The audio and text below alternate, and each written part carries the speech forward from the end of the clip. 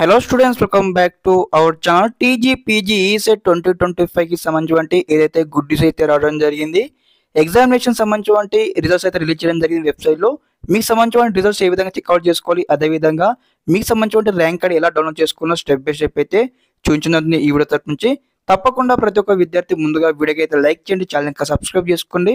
మీకు ఈ విధంగానే కంప్లీట్ గైడెన్స్ అయితే వస్తూ ఉంటాయి మన ఛానల్ తరపు నుంచి, మీకు సీటు వచ్చి కాలేజీకి వెళ్ళేంత వరకు. ఓకే, మీ ఫ్రెండ్స్ అందరికీ వీడియో షేర్ చేయండి. ముందుగా ప్రతి ఒక్క అభ్యర్థికి అనమాట ఆల్ ద వే తెలియజేస్తా ఉన్నాను. అదేవిధంగా ఇక్కడ మనకు లింక్స్ అయితే యాక్టివేట్ చేయడం జరిగింది అనమాట. ఇక్కడ చూడండి, ఇక్కడ వ్యూ రిజల్ట్ పైన ఉంది కదా, క్లిక్ చేయండి. అందరూ కూడా ఒక లింక్ పైన క్లిక్ చేయగానే మనకు నెక్స్ట్ ఇంటర్వ్యూ ఇక్కడ ఈ విధంగా అయితే ఓపెన్ కావడం జరుగుతుంది.